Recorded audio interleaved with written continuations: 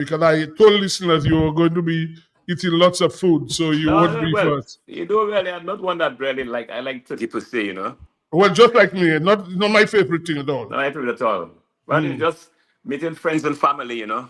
Right. So, Well, that's good. You had a good time, and that was the well, the important usual. thing. It's all over. Life goes on. Yes, yes, yes. So, yeah, Lobby, I was just saying tonight we're going to have the new black coach and captain because they just won the President's Cup again. And Liam will join us as well to talk about the T10, which starts on Saturday. And as you know, lots of cricket around, cricket all over the place. So you can watch cricket from 6 o'clock tonight to 11 o'clock tomorrow in the day. Oh, I'm not so fortunate like you. You start with England, New Zealand. That finishes about 1-2. Australia and Oh, no, not and no. India starts at 12. It's a day-night match. And then South Africa and Sri Lanka, that's Ronald and the team, they didn't do well in the first test. They start at 4 a.m. tomorrow morning. So lots of cricket, man. Lots of cricket all over the place. And that goes on till January because you have test matches all over the place. Well, In fact, you know, something I found strange, the outgoing ICC president said that he didn't even, there's so much cricket all over the place.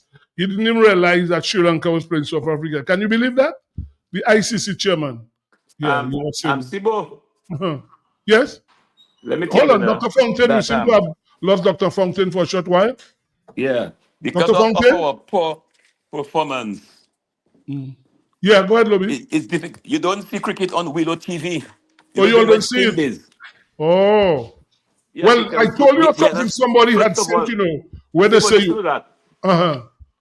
Let me tell you something. It is, you have to understand that it's business. Our stadiums are empty, very empty. And you cannot show test cricket, you know, West Indies, once a powerful nation, a dominating nation. All right, presently, you know, that where we are right now is with the stadiums are empty, literally empty. Well, in fact, even that thing they're playing in Guyana, there's nobody there watching that. This Global T20, there's nobody watching that. No, So but we unlike have, Australia and India, the first test, they had a record thing. Every day you had over 30,000 people watching the test match. see, well, let me tell Australia and you, India. Mm. in terms of marketing right now, I'm thinking of, we have to look beyond right now in terms of getting the crowd. A place like Antigua, why didn't they, I wonder if they use Viv to promote the game in Antigua. Well, you know, that's something, Lobby, when we come to cricket, we will discuss that because that'll take a while. So when we Because get to cricket, we'll discuss that. it is a shame, a real shame for you to watch, even though you love cricket, but to see the stadiums are empty is heartbreaking. Yes, we'll discuss that when we come to cricket. But there's something I want to mention, and I want everybody to hear me. You know, a couple months ago, guys, I don't know if you all heard me talking about workers, people washing their dirty linen in public, and it seems people don't seem to understand. That's nothing new. Well, listen, last week Friday, and tonight, if I have to take some blame, I heard for 2 hours what you call Roro on the radio, where people were all sorts of nonsense was on the radio. People were calling, bashing each other. And I've always said, you don't hear that on the other radio station. True. Those people have all their problems. You don't hear them. You don't hear one cursing the other. And people need to stop that nonsense. Because I went on for 2 hours and that was distasteful. I just don't understand it. And people going on cursing. In fact, there was some voice notes you couldn't play on the radio where guys were swearing and people on the other side, I'm sure they like that, to hear that kind of row and confusion. And it shouldn't be on the radio. I'm saying again, Messier, please settle your differences in a better manner. It doesn't make sense coming, not a lobby, coming in public and bashing each other and throwing out your business out there, where the other side is laughing. They have all their debate, they're lying for their boss. All of them know they're lying, and they still come on radio and they're lying, telling tales for him, and they know what's going on. So please, I'm saying to you guys, stop it.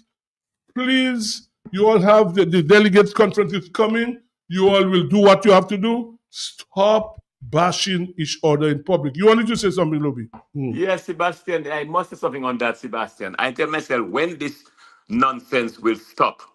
Right now, you know, you have to looking for unity.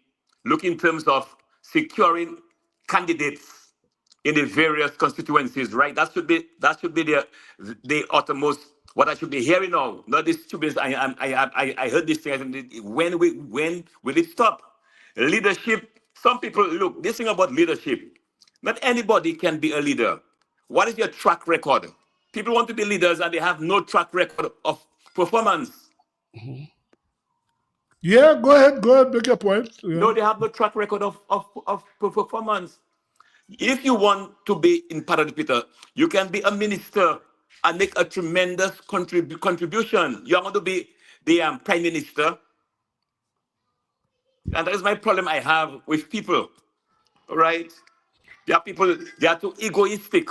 It's a question of ego.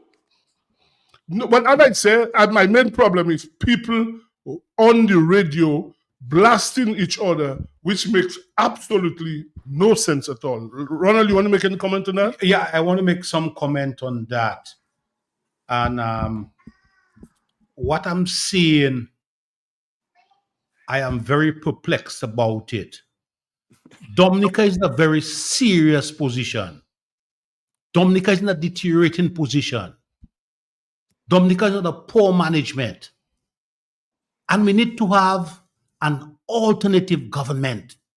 An alternative government that is presenting themselves to take over Dominica. You have a caliber of a man of Dr. Thompson Fontaine. I had a not in the coincidence of Dr. Fontaine before 85. We went to Caville Campus, University of the West Indies, from 85 to 88. From 85 to 88. And we both excelled. Thompson became my brother from then. And then we maintained our relationship. Thompson went to do his master's. I went to do my master's. He went to do his PhD. He worked with IMF. He worked with St. Kitts. Now he's in South Sudan. And you have this quality of man. You have this quality of individual. Put yourself forward to run a party in Dominica. And that party in Dominica, because of sectionalism, a section of people have decided that they don't want Thompson Fontaine. So they're taking a young guy, promoting a young guy. Mr. Paris, come in on the executive and get experience and develop yourself. True. They are promoting a young guy to take on Thompson Fontaine. Why persons like Mr. Edison James? If all want to take on Thompson Fontaine, Edison James come back in the arena with all the experience and your knowledge to take on Thompson Fontaine. Well, I don't think Edison James will come back. He's retired. I don't think he'll come back. What about Lennox Linton? Well, Lennox has done his time. I don't think he's interested in But that. you have a caliber of man. You need to mark you at this critical point in time. I'm not a member of any political party. I'm apolitical. I'm not a member of Labour Party. I'm not a member of Workers. The only time I wore a T-shirt was when Charles Savre convinced me in 1980 to support Eugenia Charles. And Charles Savre, when I took him on the radio, I took him on. And you know what happened after that? How I was victimized after that. But at this critical point in time, I'm a technician. I'm apolitical. And I'm very concerned with what I'm seeing is happening in Dominica. Dominicans, we need to consolidate, not separate. Ronald, hold that thought. Let's take this caller. Good evening. Bonsoir. Yes, good evening, Sebastian. How are you, my brother? I'm trying, and good evening, Mr. Lander. Good night, good night. I do not know whether you'll have anyone. Yeah, Lobby and Dr. Fontaine are there. Lobby and Dr. Fontaine. Dr. Fontaine, is there, you said? Yes, Dr. Fontaine, are you hearing us? Your mic is off. Can you, Dr. Fontaine? He's not on, Sibo. He's not Yeah, on. his mic. Oh, Dr. yes, Fontaine. yes, I'm here. I'm Your here. mic was muted. Oh, okay. All right. Mr. Black again. Yeah, Mr. Low Black is there. Go ahead, caller. Yes. Dr. Fontaine. Yeah. Well, seeing that you all are on this topic there for the time being, I would like to the last that I read on Facebook, Mr. Masler has decided not to contest elections and says that it is time for us to unite the party and everything like that. The rest, I don't want to say everything he said. And he's also urging Mr. Delbert Paris to do the same thing and not run. And I would like to commend Mr. Masler because I gave him his flack in his time as the deputy leader, but I would like to commend him very highly. And that is something that Delbert Paris should do, and to allow the party to heal. Because a few weeks ago, I heard some things there and I was totally convinced that the people who were giving Dr. Fontaine flack were being paid by somebody. Because you could hear the venom in their voice talking about Dr. Fontaine on Sudan and all. I mean, Dr. Fontaine has decided he's done with Sudan, whether he's going to Sudan to pack up and come back. But they are on the radio talking about Dr. Fontaine and being wherever and whatever. He has decided to come back. So what is that talk about?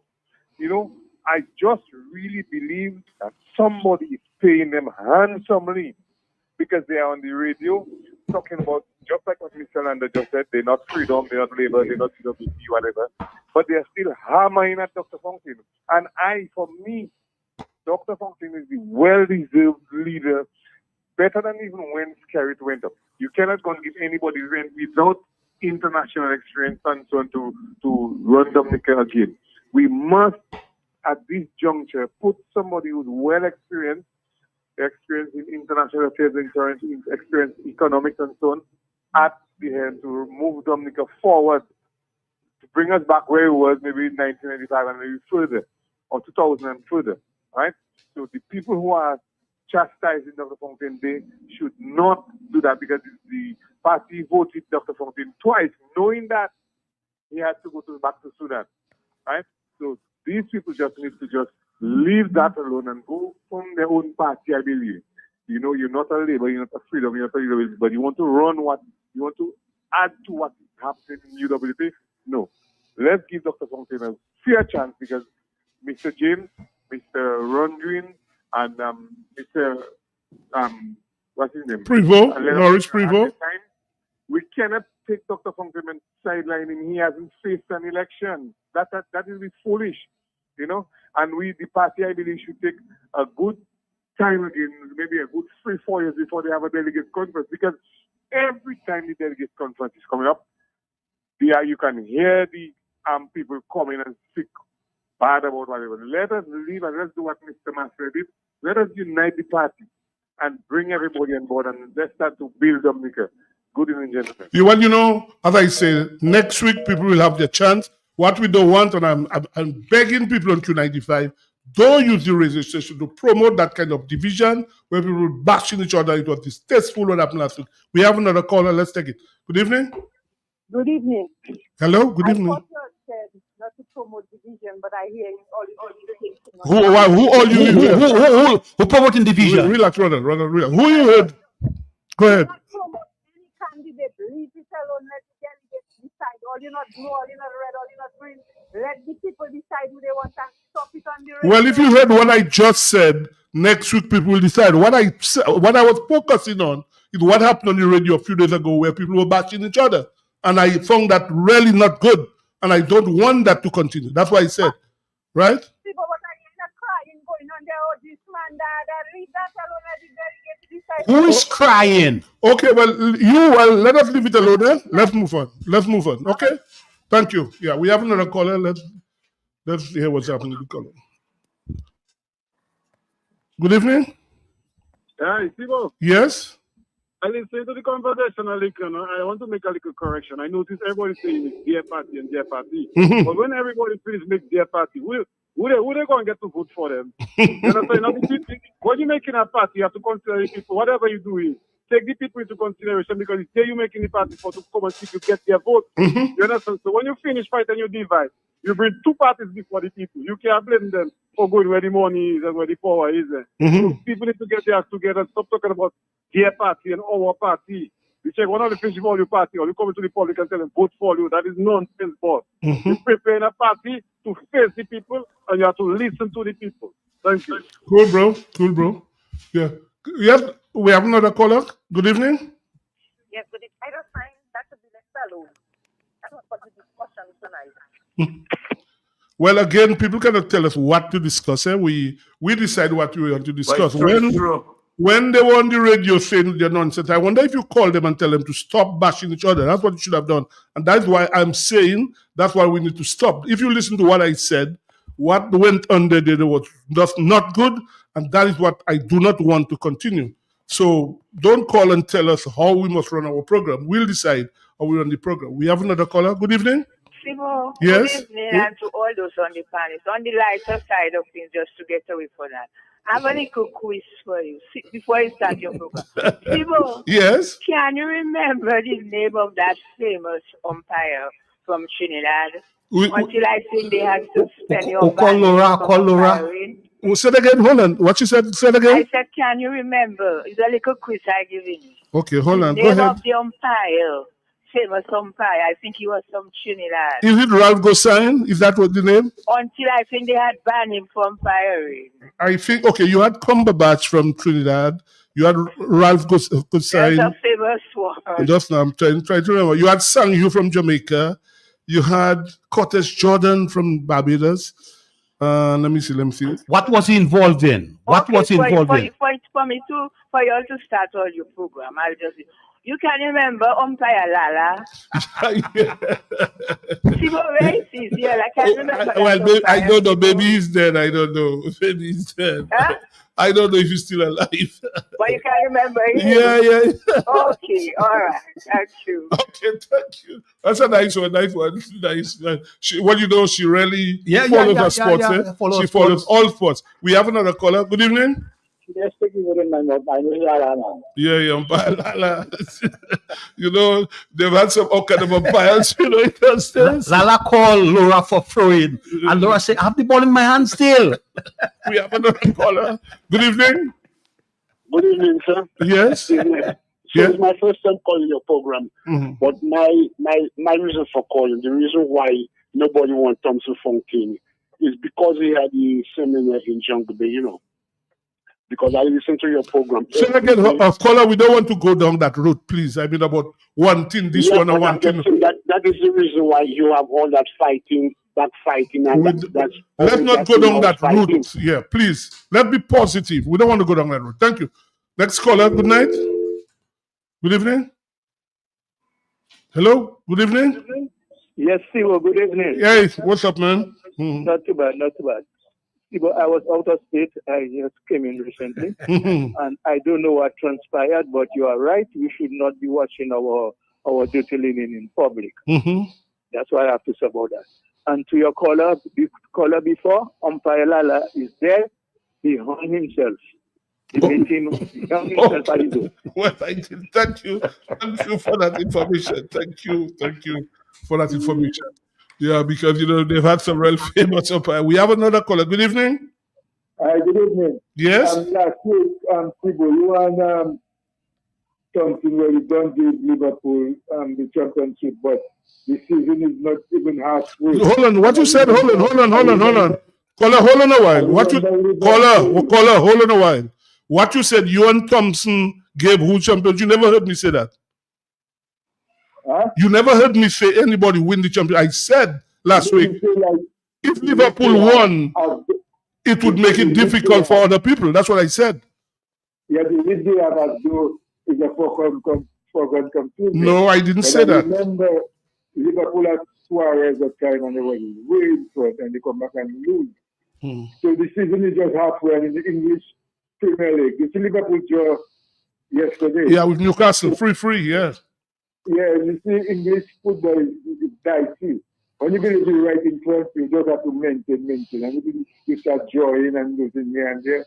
So I wouldn't give Liverpool yet to say, I mean, there's the forerunner. But they're trapped. They're trapped. Yeah. When it's cricket, I'll call back. Okay, no problem. Dr. Fontaine, have we missed you? Dr. Fontaine, are you there? No, his picture isn't there, but he's not on. Yeah, I don't know what we have lost him. Yeah. Dr. Fontaine, your mic is off. Thibault, no, you too. sorry, I'm not sorry. seeing No, you. I'm there, Sibo, but since the earlier discussion concerned me so directly. Oh, I okay, felt because blessed we're to not hearing you. Yeah. participate, You yeah, know, but I'm there. I'm okay. waiting for the One space. other thing I want to say, guys. Ronald Thompson, you guys went to university. The Dominica Labour Party have said, and they put that in their manifesto and blah, blah, blah, that they wanted a university graduate in every house. That is a wonderful thing to have that. But it makes you defeats the whole purpose. When you say that, and then when you have jobs, you give it to people who probably are not qualified. I don't know their qualification. I can't say. I don't know. But it is wrong that you don't advertise posts and you give people a position which they are not qualified for. So what message you sending out there to people who go and study, get degrees, and then they come back, they can't get jobs, and people who just are not qualified are put in places. And then I hear talk about you go to give a man an ambassadorial position, an advisor to the president. Advisor on what? You'd have to tell people. It can't be you put a man in an office, he just there, sitting in the office, he have nothing to do, and say he's ambassador. I mean, we need to stop these things, man. I mean, it's a joke, guys. Eh? Yes. Yeah. Yes. I just want to make this final statement. I'm apolitical. But you've got UWP, you've got a quality person, a high quality person coming forward. Let's consolidate, work around that high quality person, and make sure you work with that high quality person of Thompson Fontaine. That's all I have to say on the matter. Yes, well, on that note, I think we will take our first break, and then when we come back, we should have the football people with us. Let's take a break now.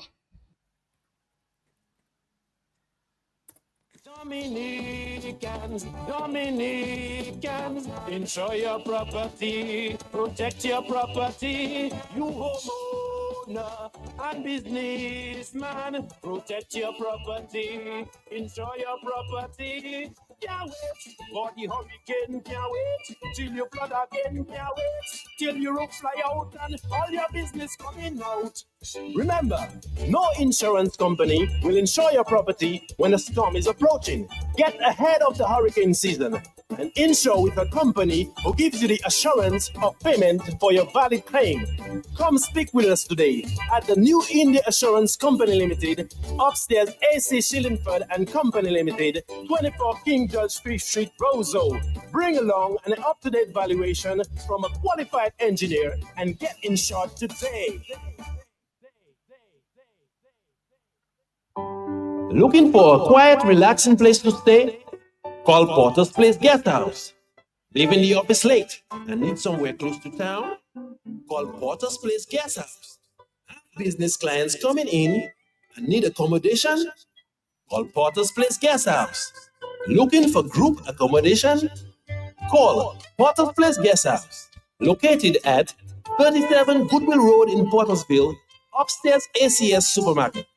Enjoy our semi-self-contained rooms with private washroom, bathroom, Wi-Fi, air condition, cable network, mini refrigerator, all in a non-smoking environment. Call or WhatsApp at 1767-275-1899 or email us at info@portersplaceguesthouse.com to make your reservations. Porter's Place, your home away from home. Fit for a king, a queen, and all their royal subjects.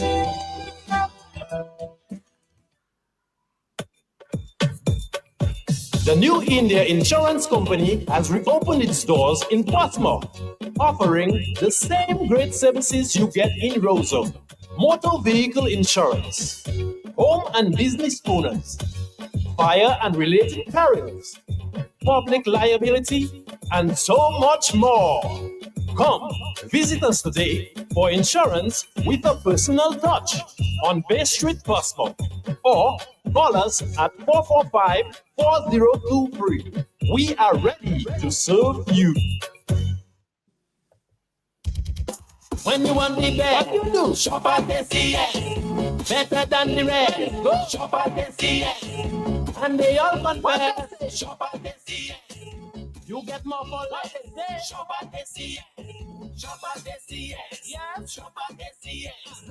Shop at SCS. Shop at SCS. SCS family, customer friendly. With 3 locations, it's so convenient. And our prices, they are the nicest. Madam and Mister, that's where you belong. Oh, tell your mama, tell your papa, shop at SCS. Tell your son and your daughter, shop at SCS.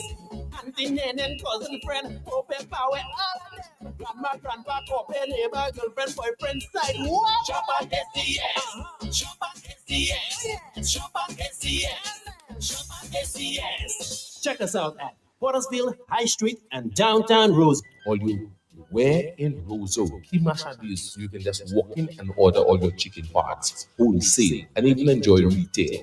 It's at AC Shillingford, all chicken parts available that you can afford. Fresh breast, and you know breast is best. Shillingford wings have muscle. After you eat it, you can fly. As for Shillingford chicken drumsticks, even swinging stars does order drumsticks from Shillingford. And for those of you who love Risapul, AC Shillingford keeps your belly full. Buy your chicken wholesale at AC Shillingford. From wings to thighs to drums to breasts to backs to necks, it's available. It's always available and it's affordable. Plus, you've got pork feet, ham and turkey, bull foot, chicken nuggets, pepperoni, all those right seasonings to make your kitchen keep on ticking. Buy your wholesale chicken at AC Shillingford. When you think of chicken, think of AC Shillingford. Always fresh.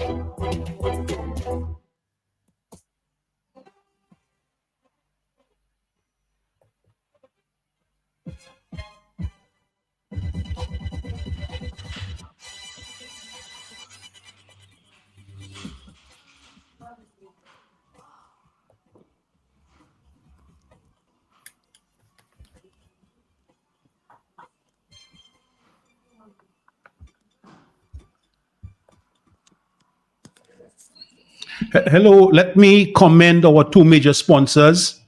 AC Shillingford, unfortunately tonight, we didn't hear anything about Rudolph Thomas, but Rudolph Thomas is one of our main sponsors. Rudolph Thomas is based in Portsmouth. AC Shillingford is based in Roseau. And we are saying to the fans and supporters of Sports Rap, these are our 2 main sponsors. So whenever you get the opportunity to support them, please support them. I visit Julius Timothy every week. And Julius Timothy is coming on very well. We need to continue working with Julius Timothy because he's coming on very well. And I hope he can make the turnaround mentally. But please, our fans and friends, support AC Shillingford and Rudolph Thomas because without them, we will not have a program. Thank you very much. Okay, we're supposed to be joined by the coach of the Jubilee team. We haven't gotten them yet. Mr. Malcolm Bertrand and his captain, Brian Thomas. Are they there? Not yet? Sebastian, I can see you. Well, I'm seeing you, Lobby, for sure. I ain't not seen you as before. I don't know what happened. With Dr. Fountain is clear there. Lobby is there. Yes, Dr. Fountain is back now. It's clear. We're supposed to, like I said, we have to be joined by the coach of the Jubilee team. They just won the President Cup last Sunday. There was a huge crowd up at Stock Farm. They also won the league, although there's still matches to go. So I'm hoping that last week we missed them. They promised us that they will be on tonight. So hopefully we should be with them soon. In the meantime, we can talk about the British Premier League until we get them, guys. Yeah, we have league. Last week, Liverpool beat Manchester City. Although Manchester City bounced back yesterday. They won yesterday, guys. Yeah, because don't forget they had injuries when the key defender was injured. Well, Lobby, I don't like to talk about injuries. You play what you have, right? You know, it's very important, Sebastian, but at the same time... No, but each team has over 20-something people, you know. Each team on your people, you know, Sebastian.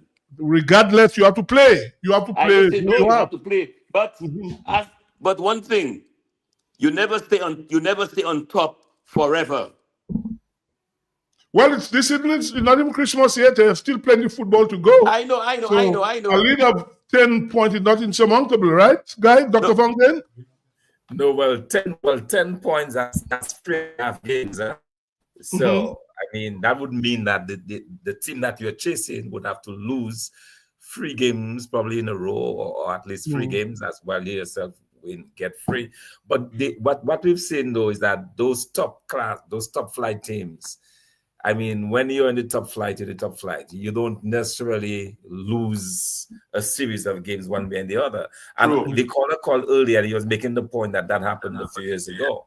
But more often than not, once the top flight team establish themselves on top of the table and they don't have any major injuries, they tend to come through okay, you know? Yes, with Dr. Fontaine, major injuries. You have to pray that the key players stay healthy. Yes.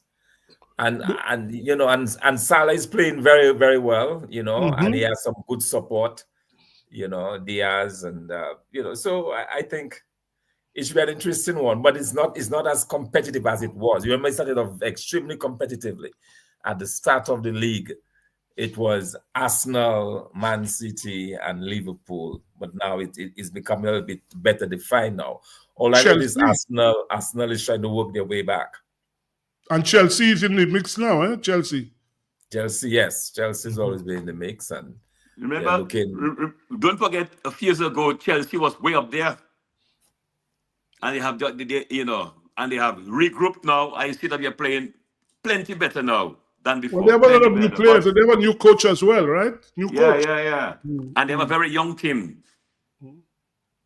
And what's his name? Cole Palmer is playing well, eh? The guy, Cole Palmer. A great find, you know. He's been performing exceptionally well, you know. Yeah, we're still waiting on these guys from Jubilant. Waiting on them. Yeah, go ahead, Lobby. Yes, what was I was going to talk about, Sebastian? Yes, they're looking at Real Madrid. In Spain, in the Spanish league. They're still a force to reckon with, but I don't think Mbappe, he needs another year to really, you know, to blend with the team. How many times have we seen that, you know, man, where you have a superstar coming into a team and he's not able to click very well? It happened to Neymar, you know, when he went across to Barcelona. You know? Yeah, you know, because at the end of the day, football is a team sport. Yep. It's a team sport, and it shows in those kinds of situations. Even in the Championship League, you know, in the UEFA League, you know, he was blamed. He was blamed for not helping them, you know. I think it was against who they played against. Was it Arsenal? Yeah, and you know, they blamed him for basically losing the game, you know. Okay, guys, hold on. I think we have our guest with us now, Malcolm Bertrand. Good evening, Malcolm. Are you there? Or you're Malcolm? Not yet. Yeah, I thought we saw him yes, online. Malcolm Yes. Good evening. Good evening. Oh, good evening. Yeah. So, good evening, Malcolm. With me is Ronald Lander, Dr. Fontaine, Loblack, and Nambi. So, let me first, is the captain there with you as well, Brian Thomas? Yeah, I'm there. Right. Good evening to you guys. First of all, let me say congratulations to you guys on winning the President's Cup and the league. Congratulations. Well done, Jubla. I have to congratulate you. Yeah, thanks. Now, the first question I want to ask, what are the main reasons that have helped you all to win these 2 championships? Well, I would say our togetherness is the first one. But the first one is always God, my bad. Then our togetherness and the dedication towards training, not just the games, but training, because you train more than you play. So you improve in training, not in games. So I'll just say it's dedication. Yeah, Coach, yeah. I agree with the captain. First of all, is God, the blessings of God. I mean, giving us His skill and keeping us injury free. And then you have the commitment of the players coming to train after work.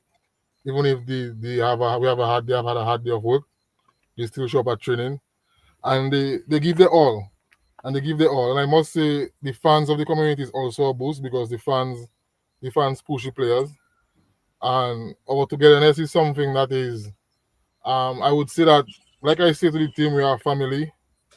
We are family. Even if we have outside players, we are still one big family, and we look out for each other, and we hope everybody improve at the same pace.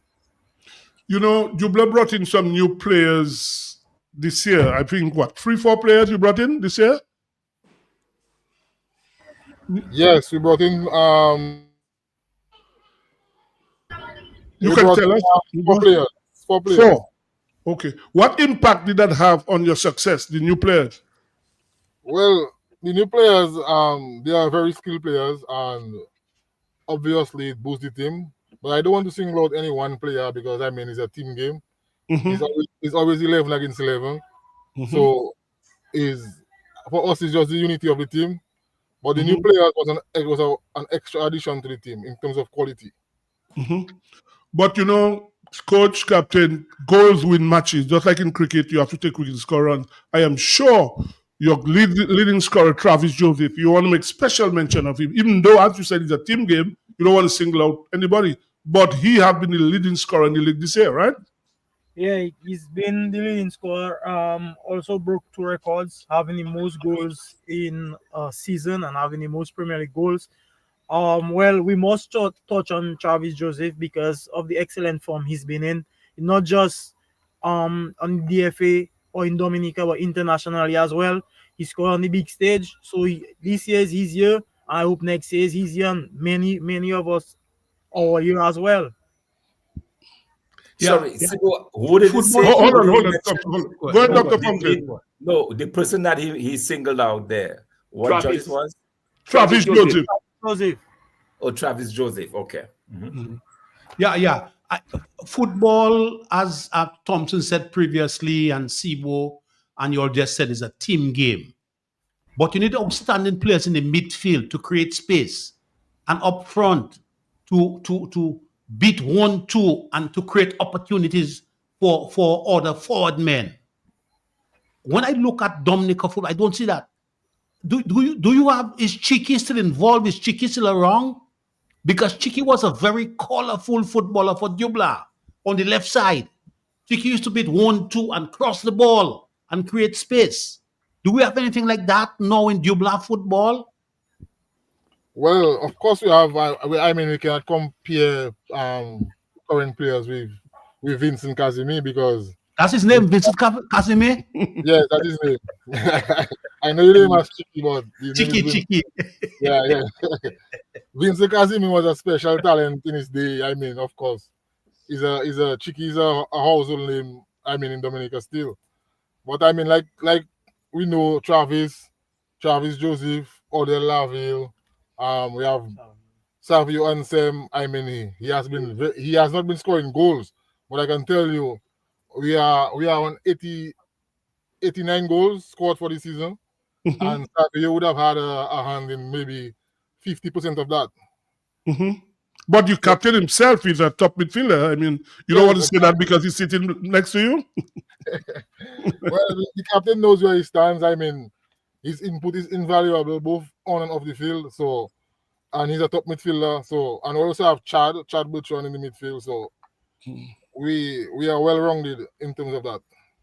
Let me ask you though, as you mentioned, Chad, I heard he's retired from play international. Is he going to still continue playing for Dubla? Yes, he's going to continue playing as long as God gives him strength. He said he will be there, and when he's about to retire for Dubla, he will still look to go into the management part of things for Dubla FC. Dr. Fountain, yes, indeed. Sorry, yes. Let me just say again, congratulations, to your team for winning. I remember playing in Dubla years and years ago, a long time ago. I think in the late 80s. When I played sometime with Blue Stars, we played a little bit down there in Dubla. So it's good to see that this tradition has only grown and gotten better down in Dubla. But I wanted to ask you, though, what was the record for persons who were not following too closely? What was your record this year?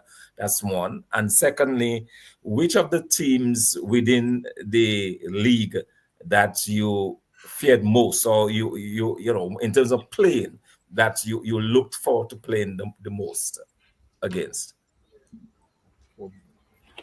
Well, maybe I have a different opinion than the captain, but for us traditionally we have had rivals with Southeast, and this year it wasn't as expected.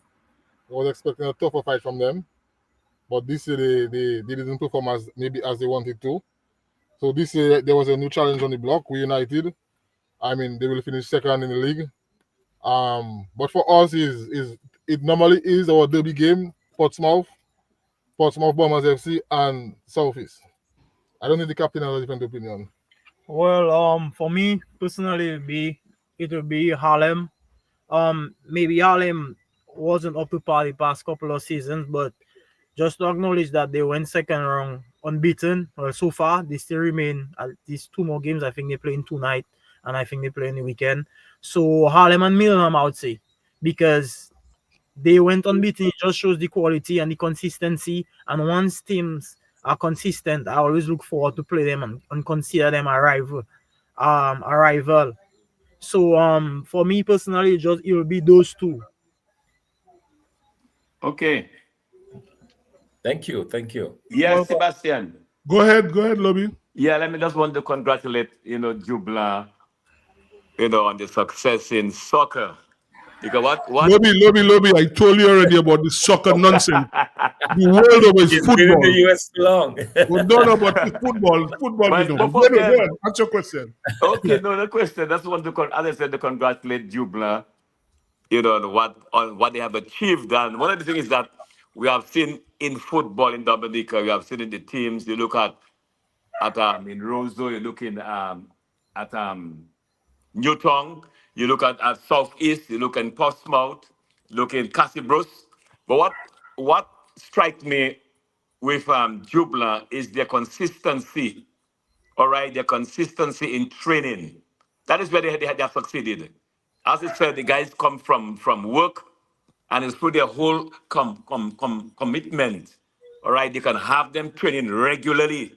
That is very important. Regular training. And as I said, they give thanks and praises to the Almighty Father. But training is key. Consistency of training and quality of training. That's why Jubla, I suspect, they have been more successful than the teams. The strong point is that, and they have the support of the community. But the success is training. Get the players, as many players as possible, to be present at every training session. That is very, very important. Once again, congratulations to Jubla. Coach Captain, you guys have been lucky in that you have a field right there, one of the main fields in Dominica. How often you guys practice? Don't hold on. I think we have a caller. You answer that question just now. Maybe caller has a question for you. Good evening, caller. Yes, good evening, and good evening to the other members of your panel and your guests. I want to congratulate Jubla on their achievement and then wish them all the success in the future. I have two questions, though. The first question is maybe similar to what you were going to ask. What percentage of your team turns out for training? Because as Lobby said, training is and forms an integral part of your success. The more you train, the better you become.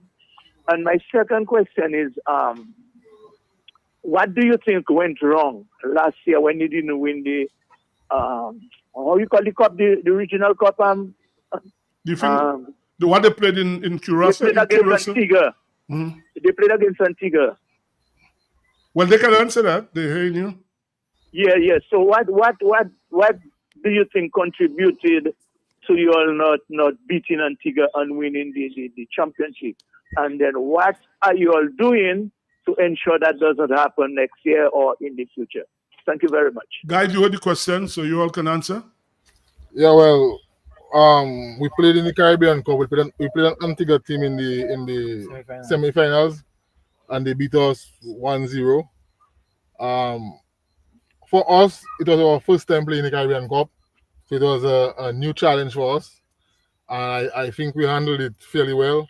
What surprised us the most in the Caribbean Cup is the scheduling of the games. Is one game today, 1 day rest, and one game. So it's only 1 day rest between games. So all the games we played how many games we played again? 4, 3, 4. We played 4 games in the space of 7 days. Tough. So it was tough for the guys. So when we reached to the semifinals, it was like we're just going to give everything, whatever we have remaining, we gave, and that was it for us. But looking forward to the next tournament. I mean, we are champions this year, so hopefully we can raise funds to make it to the next tournament next year. And if we go there, we want to be better prepared physically, so we can manage the schedule better. You know, I was asking you the question that you guys have been lucky in that you have the field right there. Most of the players live right in Dublin, except for a few. How often do you all practice, and do the players turn up for practice on a regular basis? Yeah, well, our training session varies. We have preseason training where we try to do 3 to 4 sessions a week in preseason stage. But when the league is on, we only train 2 days a week because we expect to play a game every weekend, even if DFA doesn't keep to that scheduling. But we're supposed to be playing one every weekend. So if we play one every weekend, then we do 2 trainings every week. Just to add to that, the preseason training, technically I'll be responsible for like individual training. So even if the coach prepares tactical training, more the physical training in terms of fitness, building a foundation, going to the next season, I'll take responsibility of the rest of the players and try and build that foundation, knowing that okay, we have a tough season ahead and we need to be fit. And our fitness is our responsibility. We don't need the coach to make us fit. The coach's job is just to organize his tactics on our playing style and how to play. But have you all thought about getting a trainer to assist you all? Well, we have thought about that, but the captain just said, I think the captain is well versed in his fitness training because he did some work in Trinidad. So if we get somebody that can fit in and help assist us, we will accept. But for now, we have been working with the captain as the spearhead of the fitness program. Dubla, you've been very fortunate to have a very good playing field. St. Joe was ahead of Dubla in football, but St. Joe never had a good playing field like you. So you got a good playing field, you've got a base where you can develop your football. What programs and plans do you have in collaboration with the Dominica Football Association to expose and develop identified players, identified talents in your team? You got it, Coach, Captain, are you all there? Yeah, we got it. Okay. What we haven't got a formal program with DFA. It's not anything formal, but what we have is if we have talent and there's interest from outside, then we look to DFA to assist in getting players out. But there's nothing formal. The only formal thing we have system we have with DFA is our academy for the younger children. That is part of the process with DFA. Because in order for us to develop our football in Dominica, we need to get our talented players exposed, playing in more competitive leagues. That's the only way we can develop our football. And I would like you to explore those opportunities in collaboration with the Dominica Football Association, where we can get young, you call them of a few talented players. And we need to get them out there. We need to get them out there, get them exposed to develop their talent, to create opportunities whenever Dominica plays another team or whenever you go to play another team internationally. Can I say something? Yeah, go ahead. Yes, and just to add to just what Landa said about exposure. All right. One of the things is that what has happened, I've said, to our football in Dominica, from the time we became a member of FIFA, CONCACAF, the doors were open for our players to move forward. We participate in a lot of youth football and senior football at a regional and international level. And that is where you find other countries, the other players are being scouted. All right, our players, we get the opportunity to participate at youth football, at senior football. All right, we have, first of all, you have the American League, which is right there. And I'm hoping that for our football, I'm hoping that to see, very soon, 2 or 3 of our players playing at, they can sit down in our television at our home and see at least 2 or 3 players, not playing in Trinidad. I want to see them playing in the US, playing in Europe. We had one player playing in, I think it was Ireland, but that is the only way our football going to improve. We need to have players. Players have to embrace the opportunity and tell themselves they have to improve on their game. You've got to improve on your game because right now the football has gotten very, very, very competitive. Very competitive. And the scouts are looking for players who are fully competent, looking for complete players. Don't we have a caller? Hold on. Good evening. Yes, Simo. Me again. A question to the coach or The captain. The captain.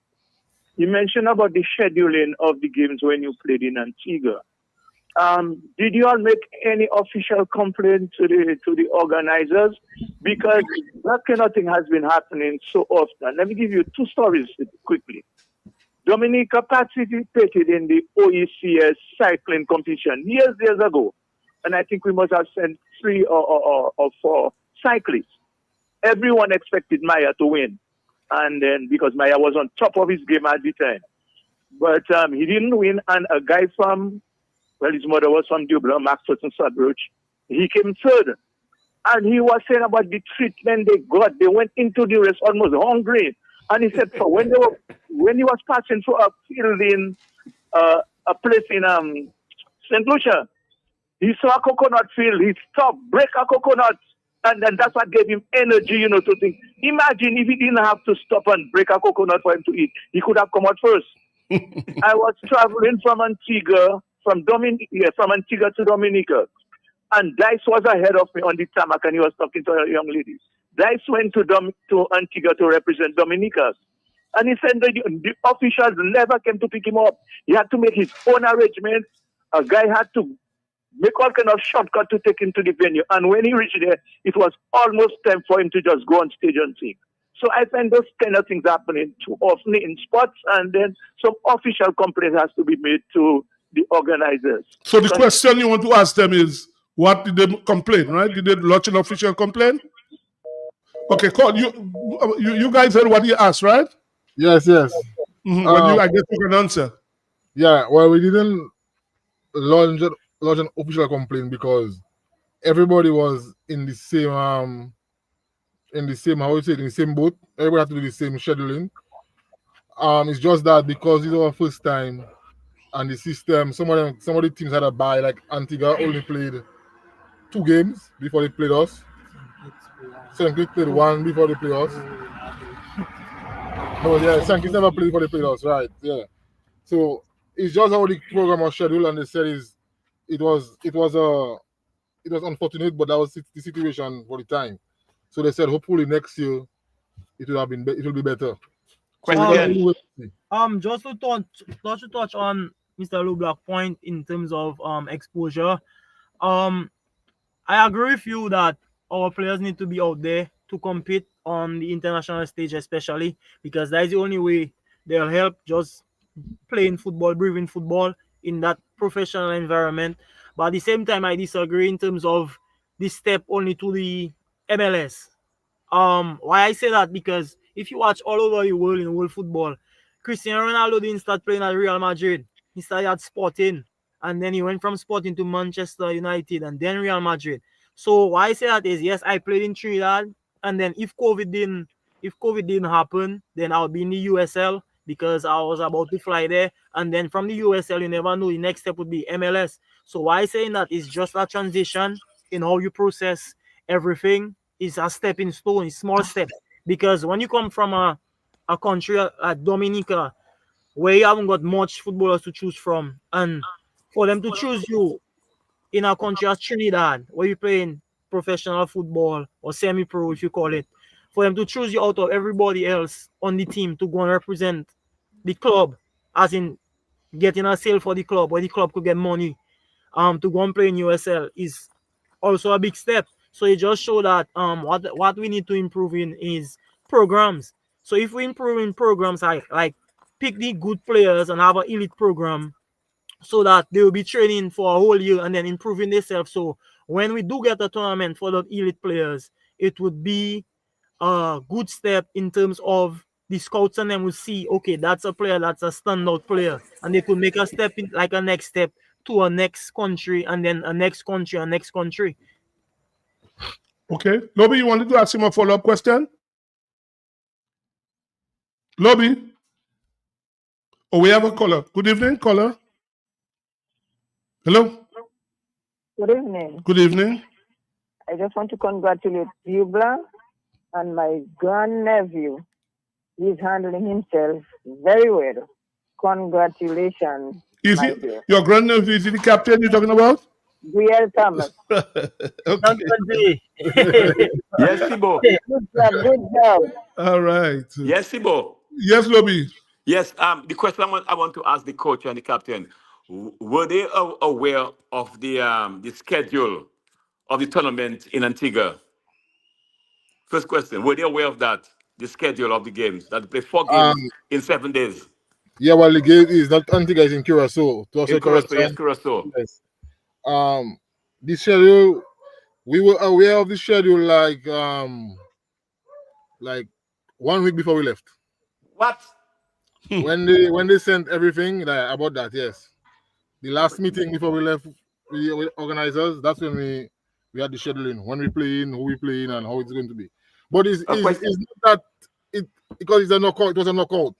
So if we had lost our first game, we wouldn't have played 4 games in 7 days. But that's So now. I guess the organizers looked at it that way. We come from a small country, so we will not go far. So they will not be missed. But then I guess because we kept winning, it kind of showed that they should have done the organization in a better format. Let me tell you, question to again. Even to add, on our rest days, instead of resting, we was traveling in and out of different hotels. So it just showed that we didn't have time to complain. We just had time to just fix whatever we're fixing to try and move to the next game. Question again, Sebastian. First of all, with this tournament, I want to know what role did the FA played in terms of communicating with you or the FA? No, the FA is not involved in that tournament. It's a regional tournament. They have their own scheduling people and who organizes it. But is it what I'm saying is this? You said when you say the own tournament, whose tournament was? The Caribbean Union. Or the Caribbean Union. But I So they were in direct contact with you all, coach? That's what you say? Yes. Oh, okay. Oh, I see. Because this. I thought CONCACAF was involved in that. Well, the union is under CONCACAF. It's on the CONCACAF. Well, I just find that something is not right because it should be. I mean, first of all, it's a FIFA sanctioned competition. Yes, that's correct. Yes. Right. So I had the opinion that the FA in Dominica would be involved in that. No, well, as you go up, the FA is only responsible for its local leagues, and then the Caribbean Union have their own committee organizing their own leagues. So they just pick the teams and they speak to the teams independent of the FA. Oh, okay. All the FA has to do for us for next season is to say that Jubla FC is participating in the tournament. That's all. That's all you have to say, yes. No, but that Jubla FC is champions of the local league and that Jubla FC is taking part in the tournament. No, but I believe footballers, I can something is not right. Something is not right. Something is not right. Because first of all, in terms of disciplinary action, FIFA can ban somebody. Anybody who does anything offensive, for example, to an official during this tournament can be sanctioned by FIFA. Well, I would think so because everything is under FIFA. Yes, so that's why I can understand. Like the FA should have a bigger input in that. in terms of facilitating your travel. You all are a member of the FA in Dominica, the national champion. All right, the FA should be able, to assist you all. Well, They have Okay, anyway, guys, we have to move on now. Yeah. I just want to say thanks to you guys, coach, captain. Congratulations again. I'm sure Christmas is coming. You all will enjoy yourself, and when the new season starts preparing. So on behalf of everybody, I just want to say congratulations to both of you guys and to the entire New Blood committee. I'm sure this weekend you all will have a good time, although you still have matches to go. Well, I'd like to say thank you. This weekend we have, on Saturday is our last game. We'll be raising our next trophy as well, so I'm sure this weekend will be good. Okay. I just like to say, I just want to say thanks to the fans as well. Okay. They set the standard for us. Last night we played a game and won 4-2 and they was vexed for us. That's to show you the standard we set. We won 4 goals to 2 and they was vexed for us. So I just appreciate them for that and very thankful and grateful for them. Okay, coach. Thank you for having us, and I would also say thanks to the fans. Thanks to Okay. the fans for pushing us, and thanks to the team for the commitment. We work hard. Well, the team works hard, and I appreciate them for that. And the fans use their own resources to get to the games, and we also appreciate them following us where we go.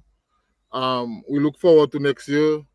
Hopefully, we can raise enough funds to make it to the Caribbean Cup, and hopefully, we can represent again. Okay, man. Thank you, guys. Nice. Thank you. Well done. Well done. Thank Well you. done. Very impressive. Very impressive. Thank you, man.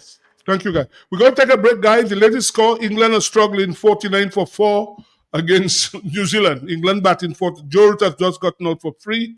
So Harry Brook and Pope are the wicket now. So it's 49-4. We take a break now. When we come back, we join Liam Sebastian to tell us about the T10 competition. Hard break now, please. Dominicans, enjoy your property, protect your property. You homeowner and businessman, protect your property, enjoy your property. Can't wait for the hurricane, can't wait till you flood again, can't wait till your roof fly out and all your business coming out. Remember, no insurance company will insure your property when a storm is approaching. Get ahead of the hurricane season and insure with a company who gives you the assurance of payment for your valid claim. Come speak with us today at the New India Assurance Company Limited, upstairs AC Shillingford and Company Limited, 24 King George Street, Roseau. Bring along an up-to-date valuation from a qualified engineer and get insured today. Looking for a quiet, relaxing place to stay? Call Porter's Place Guest House. Leaving the office late and need somewhere close to town? Call Porter's Place Guest House. Business clients coming in and need accommodation? Call Porter's Place Guest House. Looking for group accommodation? Call Porter's Place Guest House. Located at 37 Goodwill Road in Portersville, upstairs ACS Supermarket. Enjoy our semi-self-contained rooms with private washroom, bathroom, Wi-Fi, air condition, cable network, mini refrigerator, all in a non-smoking environment. Call or WhatsApp at 1767-275-1899 or email us at info@portersplaceguesthouse.com to make your reservations. Porter's Place, your home away from home. Fit for a king, a queen, and all their royal subjects.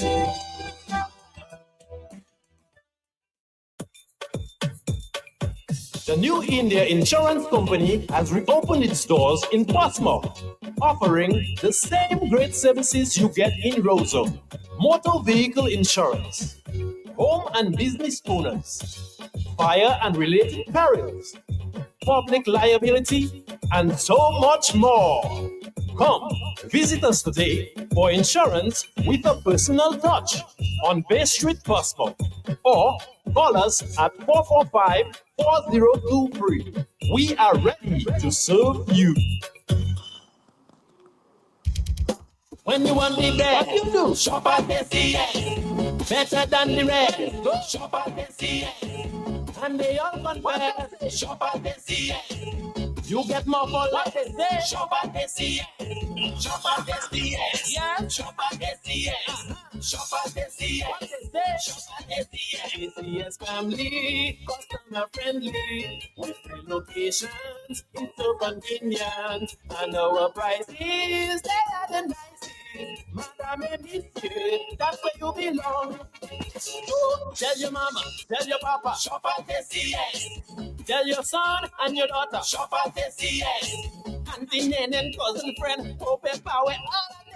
Grandma, grandpa, corporate, neighbor, girlfriend, boyfriend, side, what? Shop at SCS. Shop at SCS. Oh, yeah. Shop at SCS. Shop at SCS. Check us out at Pottersville, High Street, and downtown Rose.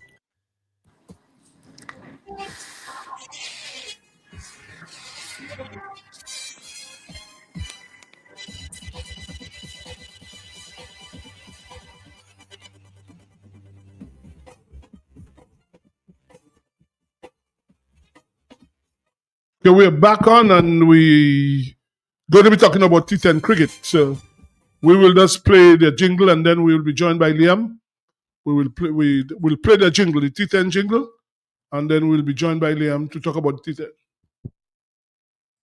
Everybody coming down to the stadium. So come and enjoy the cricket. All you know, you like it. For all cricket fans, it's back again. December 7th to 22nd. Get ready for the ultimate cricket showdown. It's the 6th edition of the Dream 11 Natural T10 Cricket Tournament. 2-time champions and the defending champions, the Valley Hikers, are back, ready to defend their title against the Champagne Reef Divers. 2-time champions, Barana Ote Warriors. 1-time champion, Indian River Rowers, Sari Sunrisers, and Tito God Splashers. Who will be crowned the 6th edition Dream 11 T10 champions? Come witness live at the Windsor Park Sports Stadium. Admission $5 for preliminary games, $10 for playoffs. Be part of the excitement. Don't miss out. Get ready for the most electrifying cricket showdown of the year. It's the 6th edition of the Dream 11 Natural T10 Cricket Tournament, December 7th to 22nd, Windsor Park Sports Stadium. Let's give the world a taste of nature. Okay, Liam, we're joined by Liam. Good night. Liam, are you hearing us? Liam? Hello. Okay, good night. Hello? Are you hearing us? Good night, we're hearing you. Yeah, I'm hearing clear. Okay, the Ronald is there. Dr. Fontaine is there. Lobby is there. You hearing everybody? Yeah, good night, everybody. Okay. Liam, your T10, I think it's the 6th edition. It starts this Saturday. Are you all ready? Everything ready for that competition? I wouldn't say everything is ready. We still have some T's to cross, some I's to dot. We have a little bit, some challenges that we have to overcome. We have a little delay with one team's uniforms, but we have a plan B in place. So come Saturday, there won't be any hiccups in terms of starting the competition, but we still have some things that have to be done prior to the start of that. So you start at what, 9:30 on Saturday morning? Yeah, Saturday, they're free games, so all the teams will be playing on Saturday. Starts at 9:30, then 9:30, 12 o'clock, and 2:30. But you can tell us the matches for Saturday and Sunday as well, if you care to. Can you just tell listeners which matches that are on this weekend? I have. You hearing us? We lost you. Hello? I'm here. You can hear me? Okay, we're hearing you now. Go ahead now. Okay, let me just, because I do not want to say the wrong game. I don't remember it off my head because there's a lot of stuff that we have to do. So the first game, Sari Sunrisers, last year's finalists, will play against Indian River Rowers. That's at 9:30. Then at 12, Champagne Reef Divers will face Tito God Splashers, D12 Tito God Splashers. And then the the defending champions, the Valley Hikers, will play against the Barana Ote Warriors at 2:30. Okay. Have the teams been able to practice, Liam? I mean, if you're going to go to a competition, you have to prepare for that. Have the teams been able to practice? Well, most of the teams have been practicing at the indoor facility in Portsmouth because the resources are limited in terms of practice. Also, When you say this, you're talking about playing facilities, right? To practice, right?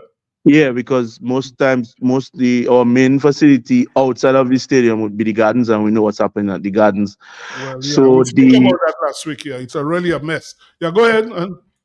yes, so the teams have been using the indoor facility in Portsmouth, as well as some teams have been Geneva playing field in Grand Bay. They have been using there to train, and then a few teams had some fielding sessions in the stadium this week, which there's another team tomorrow will have a fielding session as well to acclimatize themselves with the conditions at the stadium. But yes, they have been training, maybe not as much as they would have liked, but they have been doing so. Yes. I think the Dominica Cricket Association needs to make a statement on the botanical gardens. I don't think at this material point in time with our challenges in sports, we've got 2 players on the West Indies team. We are trying to develop more players. We're going to a T10 to transform our main cricket area in the gardens into a fit area. So the Cricket Association needs to make a statement on that. The other thing I need to raise with you was the condition of Tyson. I noticed for a while in the Windward Islands, he didn't play. Is he fit enough to contribute substantially to that T10 league? You said Tyson? Dylan Tyson, yeah. Dylan Tyson is talking about, yeah. Mm-hmm. Yeah, he's not injured. He was not injured. He did not play in the tournament. Well, he played the first 2 games and then he did not play again in the tournament. That's a question that you'd have to direct to the coaching staff. But he's fit. He's raring to go, I would say, for this T10 tournament, and then hopefully for the 4-day competition starts in January next year. But I do not have any reports of injuries with Gillon at this point.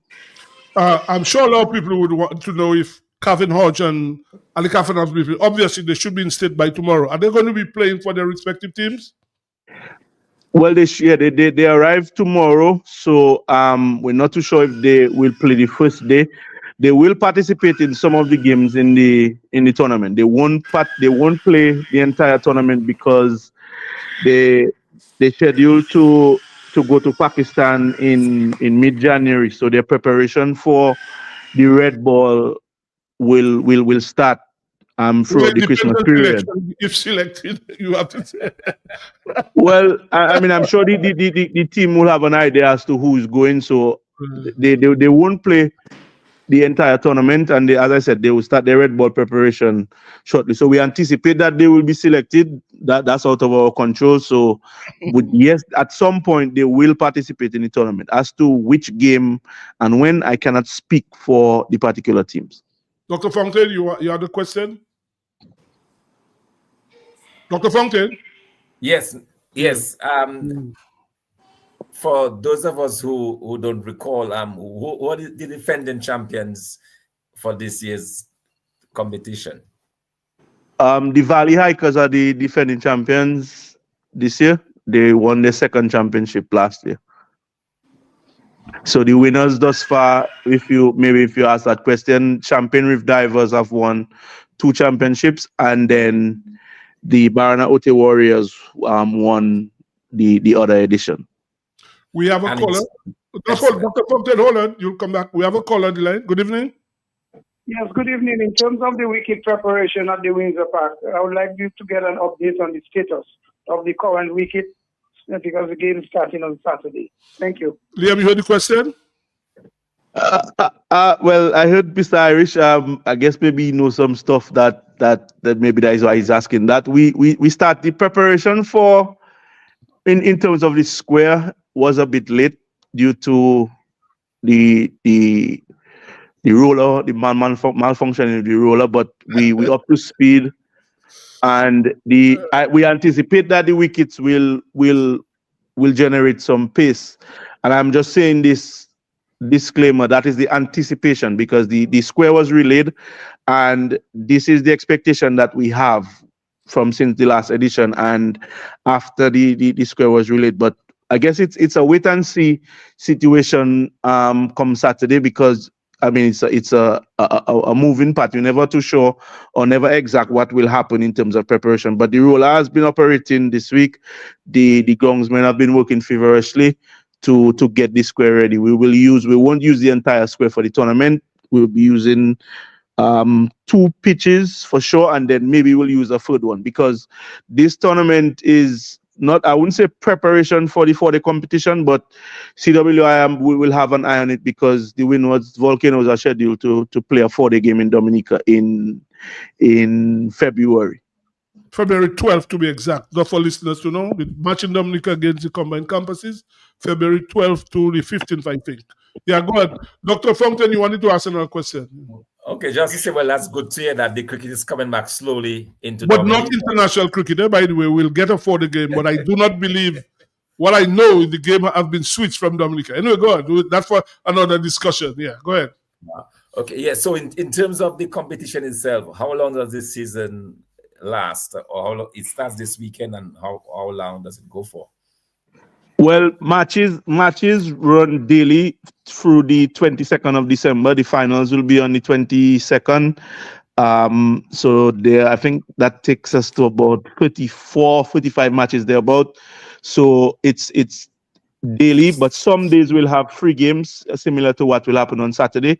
And for the majority of the other days, it will be 2 matches per day. And then the qualifier, the eliminator, I think, I can't remember the name off my head. There will be 1 match that day, and then the finals. Lobby, you had a question? No, Annie, I'm listening. Yeah. Liam, what I would want the Cricket Association to put on its agenda, I know it may be very tight, because those 2 players are in and out, Hodge and Afanaz, and also the players from St. Kitts.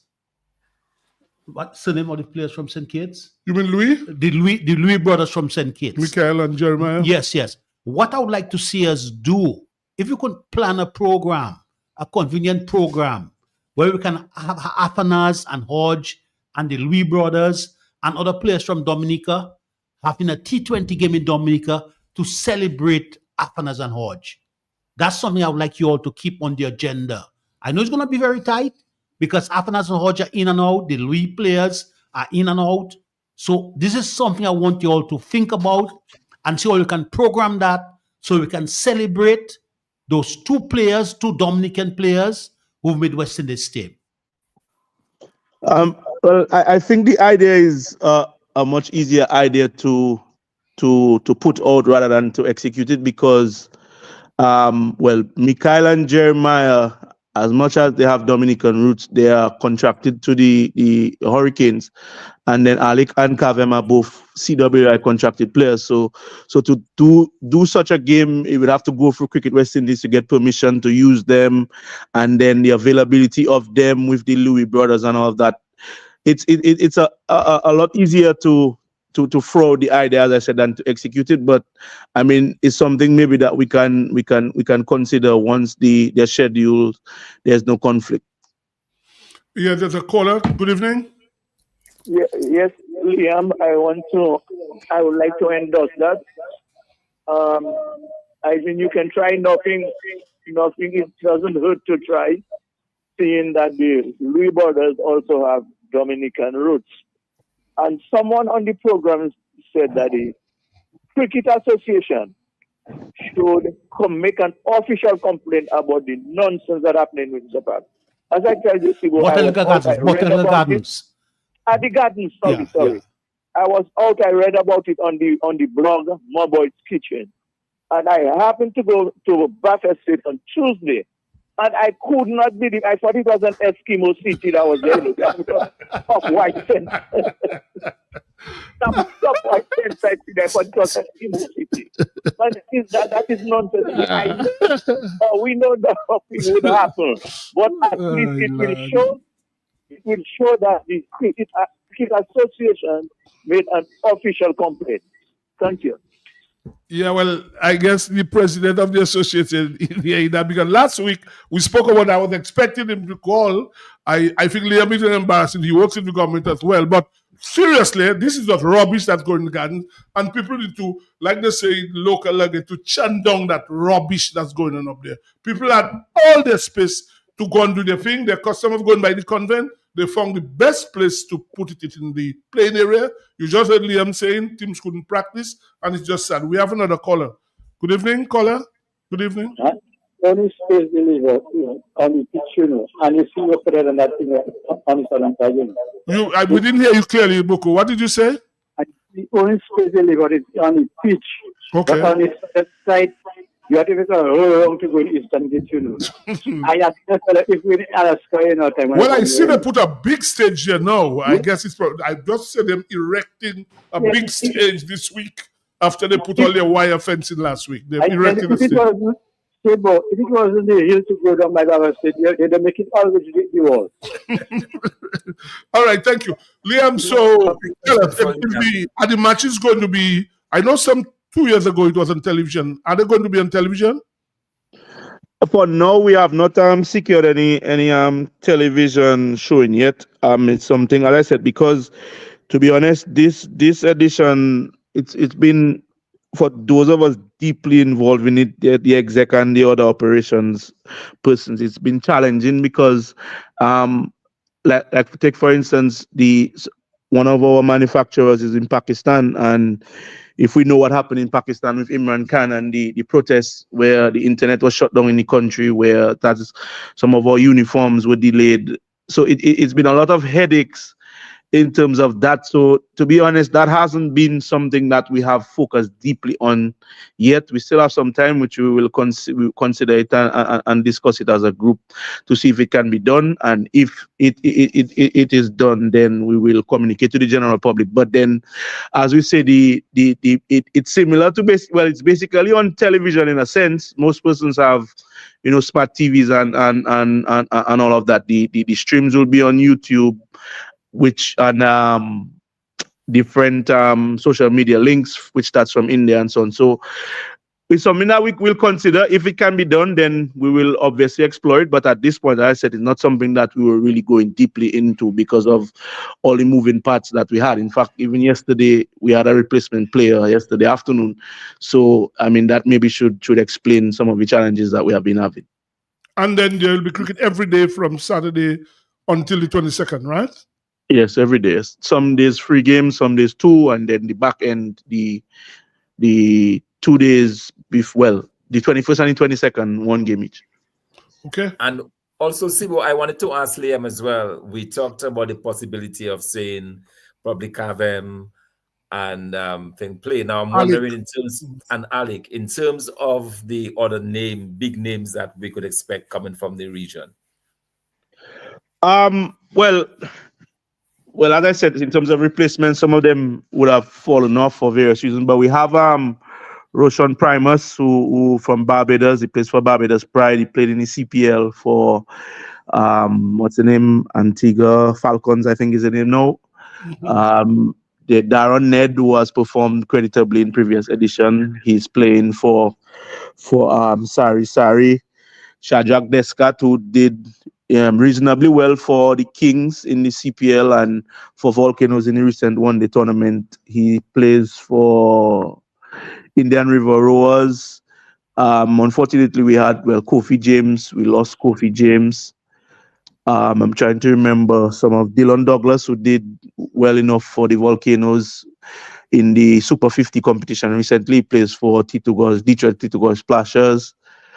So there are a few names. As I said, some of the other names, Kadim Aline, Kofi James, Naim Young, they dropped out for various reasons. But I think that we still have a good cast in terms of overseas players to mess with the locals that we have on show.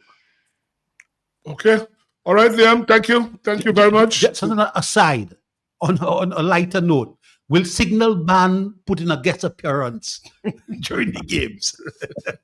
Well, not during the games. Not during the games. We discussing it to see if there's a possibility for the finals, because during the games to have this system. We tried it 1 year with Signal as well, and then it was very difficult with the feedback that was coming from the system. We didn't have the appropriate headphones in the air. Sorry. So we discussing it, but at this point we have not nailed it down yet. So it's a possibility. Okay. Thank you. Yeah. Thank you for joining us. Thank you. Thank you All very right. much. Thank you. Good night. Yeah. Thanks. Sibo. Yeah. You know. Yes, Lobby. I hear talking about the Botanic Gardens. What is happening there, Sebastian? Well, last week you weren't there. You and Lana were there. So Dr. Folk and I spoke. What has happened in the gardens? The people have set up. They call. I don't know what it is. Christmas village. Well, that's what they say. Yeah. Well, St. Val say it was an Eskimo area. But honestly, this is ridiculous what these people have done. And I saw a stage now, a huge stage being erected yesterday. So they've taken control. You heard Liam saying the teams cannot practice. Teams have to go all the way to Portsmouth to practice. 6 franchises. It is a shame, a crying shame that people have to endure that sort of nonsense where some PS in housing, how they arrive at that. In fact, we had Baba Daya last week who said that the Cricket Association should write a letter, because what I know, even before I was born, the playing area was always under the control of the Cricket Association. And the mere fact that they wrote that letter, they knew it was the Cricket Association control. The Cricket Association received a letter 4 days after they started erecting the thing. They have put fence in there. They put stands all over the place. And people cannot practice. And it is a shame, Lobby. Anything else you want to ask? No, but Sebastian, You know they started. Go ahead. Let him finish. Go ahead, Lobby. No, but that is very athletes. That is very athletes practicing, you know. Well, nobody can. You cannot do that now. I can tell you that in the garden. And Everything is on hold now. And they told the Cricket Association they cannot even object.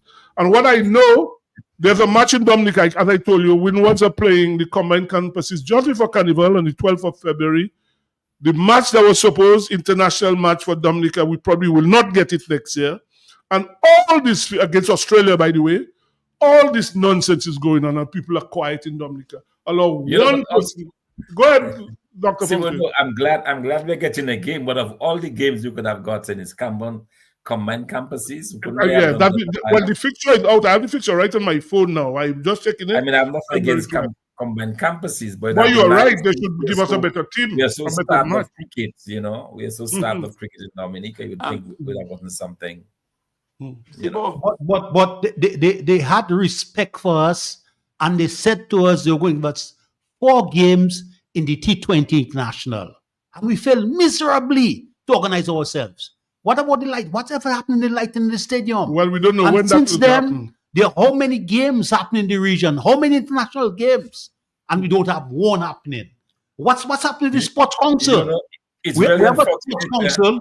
1 minute, Fountain. We've got a Sports Council that has been put in place since July.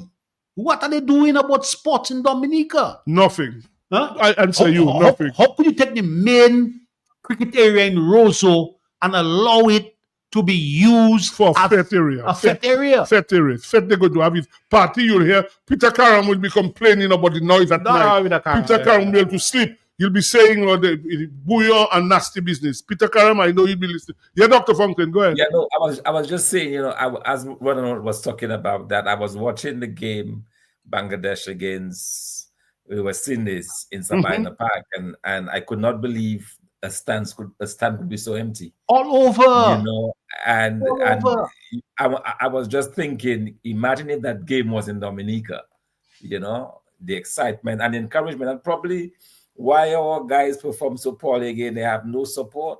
The people are not coming out to support them. Imagine how it must feel and how you perform individually when you have that huge crowd support and when there is nobody to, you know, give you a clap. And I mean, it's really frustrating. Huh? We need to do something. What I don't understand, Dr. Fontaine, there's a Ministry of Sports in Dominica.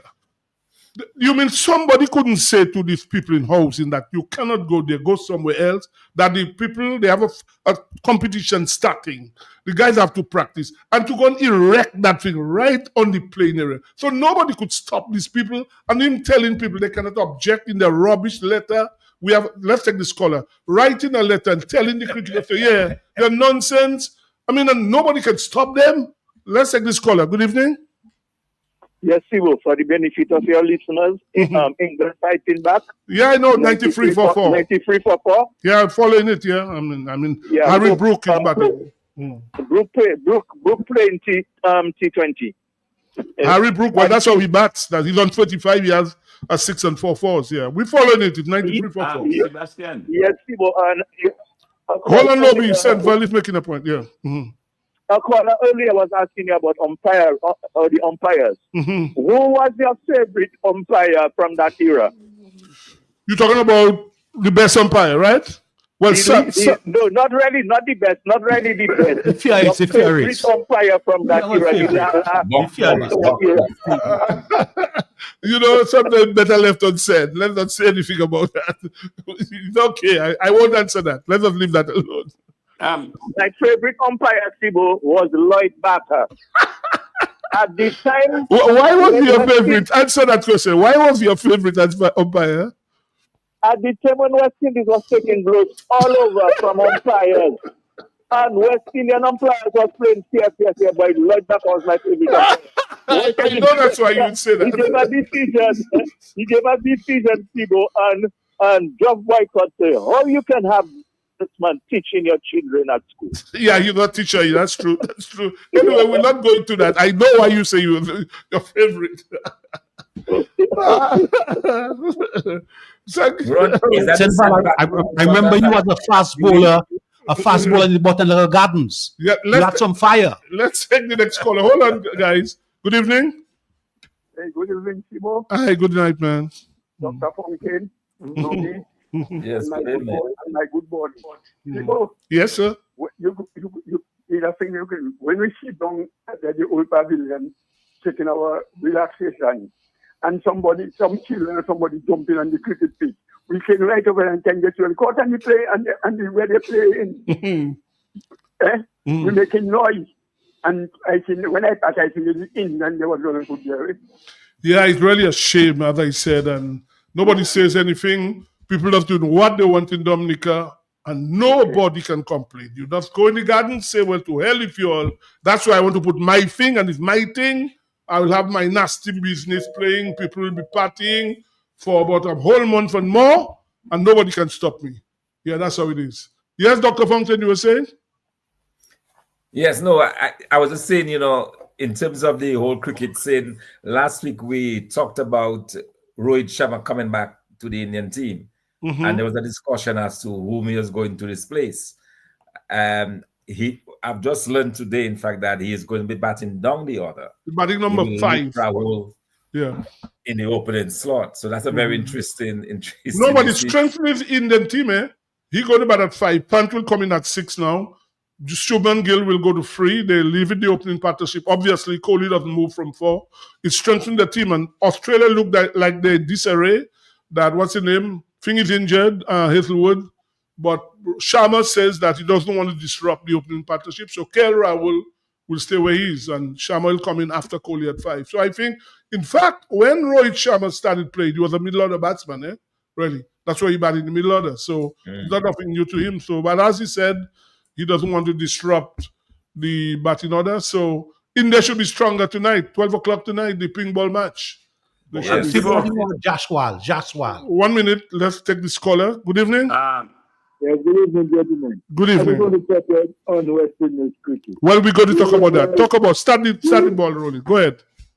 Okay. You realize West Indies in the past, in the last 3 innings of the series with Bangladesh, West Indies never scored 200 runs.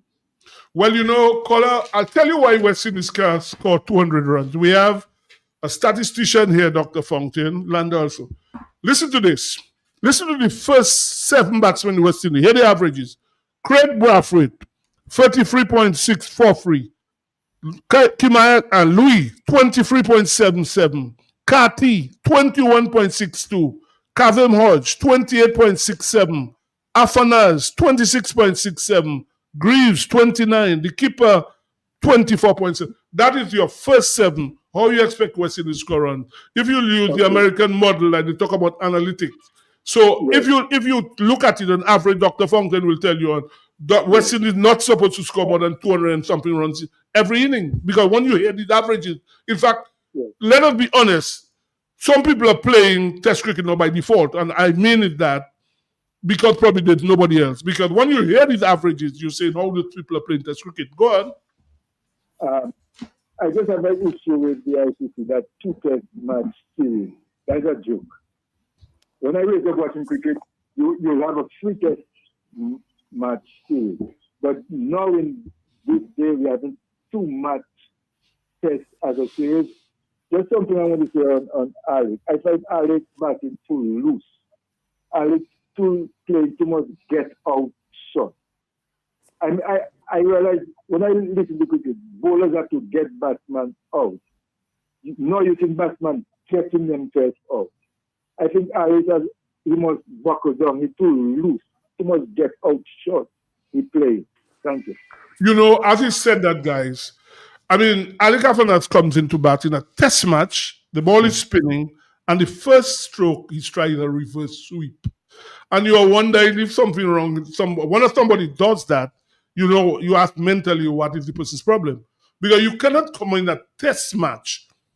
2 wickets are falling down, ball is spinning, and you try a reverse sweep. Your first, obviously, you're not going to stick around too long. When you try that on the first ball. But Sebastian, where's the batting coach? Where's the batting coach? Who is managing the batsmen? Where's the batting coach? Well, Jimmy Adams is supposed to be doing that. That's his role. And Hodge is there in his crease playing back to spin bowling. Brathwaite, all these guys are giving their wickets away. You call their averages there a while ago. Where is the batting coach? How are our batsmen been managed in the West Indies team? Well, you know, and you ask that question. You look at the keeper, De Silva. He's got almost every inning he gets on LBW. Now, if you look at him, he has his right foot on off stump and he overbalances. So most times his head is facing towards point and he's trying to hit the ball in the leg side. And he gets on LBW all the time. And this guy, really, behind his stumps is not good. He should be dropped. But how is he playing before Hope? No, but he should be dropped. How is he playing before Hope? There's Imlak there, a young guy from Guyana, who did well in the 40 and 50 over. They should try him. I don't see. And De Silva, if you look at him, he's put on a lot of weight there. So he's not scoring run, and behind the stumps is poor. So it's something they need to think about. Let's take this caller. Good evening. Hello. Good evening. Stop listening to your radio, sir. Or madam. Good evening. Hello. Hello. Yes. Good evening. Hello, sir. How are you? How are you, Mr. Menard? How are you? We haven't heard you. Are you enjoying your carnival in St. Kitts? Is that what's going on? Well, I'm not really into the carnival. I'm here looking at some good cricket. Right. New Zealand and England, the second Test match, which we know England was very lucky to win because so many catches were dropped, vital and important catches. So, but that is history. England is 1 up in the 3 Test match series. Yeah, but Mr. Bernard, let us focus now on the West Indies for now. That's what we're talking about. Obviously, you've watched the West Indies. In fact, they're in your tongue. They're playing there on Sunday, right? Huh? I didn't hear your question. I said the West Indies team, they're in your tongue now. They're playing there on Sunday. Will you be watching? Are you hearing me? Well, based on I'm to be honest, not very happy the way that Jeremiah Louis has been treated. When you said Jeremiah Louis was the best fast bowler in the West Indies 40 tournament, and you went to England where you had nobody up there swing the ball like Jeremiah Louis in the kind of condition that is more suited for his style of bowling. And in any other serious Test team, they would have selected somebody like him. But Mr. Menard, hold on. Let's be honest. Do you know Jeremiah Louis got injured in England? Are you aware of that? Are you aware he was injured in England? Well, he got injured. Well, so they couldn't select him. If he was injured, they couldn't select him. He was injured. In fact, they brought in a replacement player. They brought in a replacement player, Mr. Menard. As you just mentioned, that there are people who get in the team based on default. And Right. that normally, that happens. Yeah, but what I'm saying to you, they brought in a replacement player for him because he was injured in England. And if you've been honest, you watch Jeremiah Louis in the 50 over competition. Honestly, he doesn't look the part at all. Let's be real, Mr. Menard. You saw him bowl. If you watched him playing for Leeward Island, he bowling like a slow medium bowler. He has no pace, nothing. He doesn't look like he can trouble. Let us be fair. So you're talking about 50 overs cricket. Yes, but what I am saying, if you see him recently, you spoke about he should have played in England. What I'm saying to you, he was injured in England. He had to be replaced on the team. Since then, he's played in the 50 over competition, and he looked very ordinary. But no. But you're talking about after the test series. Yes.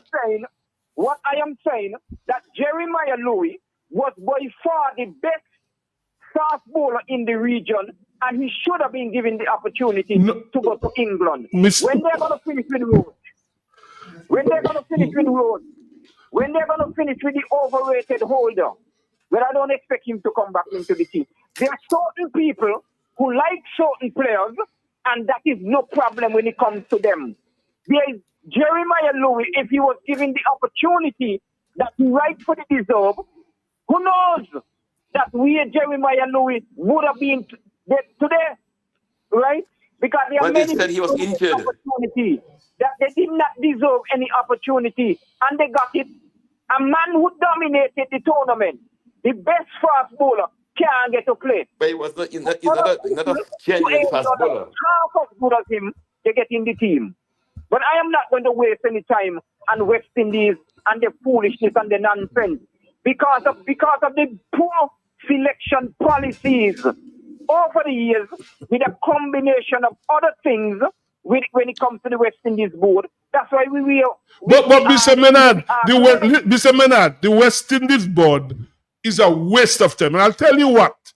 The West Indies, listen a minute. West Indies playing a match in St. Kitts on Sunday, right? The captain of the team now is in Guyana. And they mightn't get to St. Kitts till Saturday. 5 of the players are in this joke cricket in Guyana, this global team. Super League. No, nobody is watching. The captain and others are in Guyana. They won't get to St. Kitts till Saturday, and they're playing on Sunday. I mean, this is a joke. What's in this cricket board? Well, look at it. I think I do not know any international board that don't have no specific selectors, because these coaches, I mean, this is more than a joke, which is really, to be honest, an understatement. It is a big joke where West Indies cricket and board and whatever is today. It is a big joke. And you know what's happening? Mr. Menard? Tomorrow they have a special meeting called because the president wants the board's the president and vice president, the term to go from 2 years to 3 years. So guys go in there just to enjoy themselves, and they don't care about the cricket. It's a nonsense. West Indies cricket, and you know the board now, the fiasco in Trinidad. They want to suspend to ban the captains for 4 matches. Obviously, there's no way. I've been involved in that. The captain could not have taken that decision. They're suspending the captain for 4 matches. The next 4 games they have to play. And that captain, Campbell and Reefer, the board, I think they want to suspend them for 4 games each for the fiasco in Trinidad because they didn't turn up for the toss. Yeah, they didn't turn up for the toss, but the board is joking. The captain on his own couldn't decide that. I know that. What about the coach and the manager? It's a joke, man. West Indies cricket now is a joke. I'm telling you, it's a real. Yeah. It's a joke. And when you look at it, the present president of the West Indies Cricket Board, from my understanding, is going into what is something that is a passion to me, politics, right? And he is the president of the West Indies Cricket Board. To be honest, I think that he should give up this position and concentrate and doing the job in the St. Vincent that I think is needed, necessary, and important is to change the government. And it's the same thing like in Dominica. I really don't understand you all coming, talking, and Thursdays, and from all research in reference to the gentleman, I think he's there with you all. When you look at, I've never seen a politician is so qualified, because many people get into politics because of what they want to benefit, not that they qualify to be elected or selected or appointed, but that is what they want, right? This gentleman, when you talk about somebody at such a high level, he worked for the IMF, right? Yes, you refer to Dr. Fountain, right? Yeah. Mm-hmm. He worked for He used to. Right. So he has quite a bit of experience, and he's what, an economist by training? Yes, yeah, he has a doctorate. He's a brilliant, bright man. Yeah. Right. On the other hand, your prime minister is what? A former teacher? Yes, correct.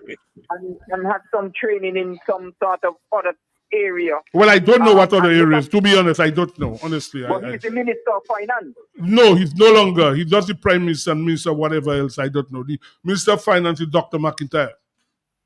Or he gave it up. Yeah, well, he doesn't name, but I mean, doesn't name. He's still in control of everything.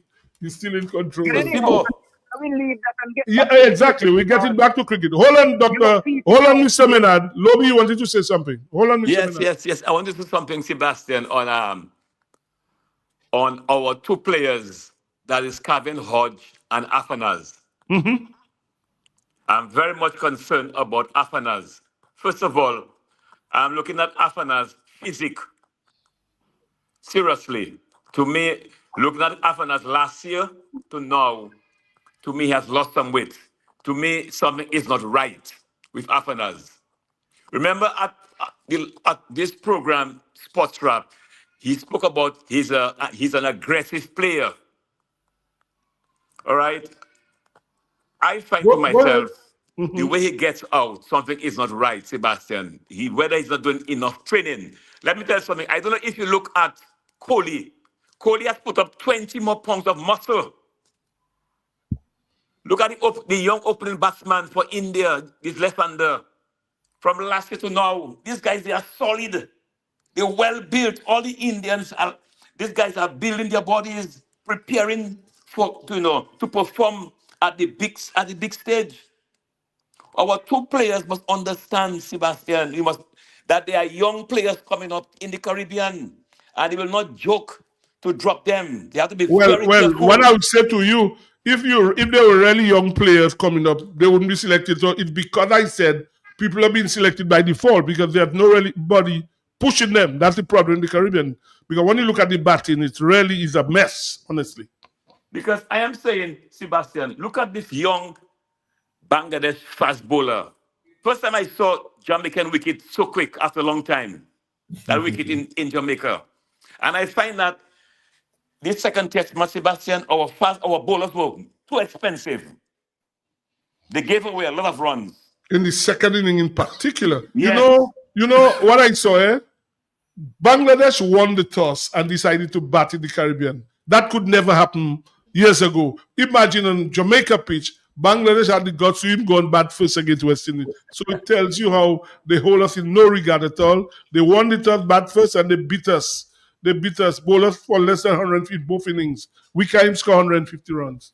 West Indies. No, but look at the Yes, Sibo, you remember I texted you and I told you Yes. we lose the game because Well, I said, well, no, we the said, highest score, go ahead. because the highest score at Survivor Park Was is 211. 208. Yeah. 200, yeah. So from the time they went past 220, I was like, forget it. No way West Indies was going to win.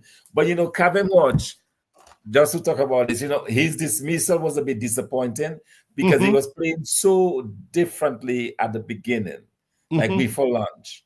He was dancing down the wicket and so on. All of a sudden, he started playing back, and that was his demise. I wonder why he switched from playing the spin, playing really, really well, but coming down the wicket, and all of a sudden he was playing back and got trapped in his crease. But Dr. Fontaine, he got out like that in England. He's gotten out like that many times. If you notice that against spin, gotten out like that many times.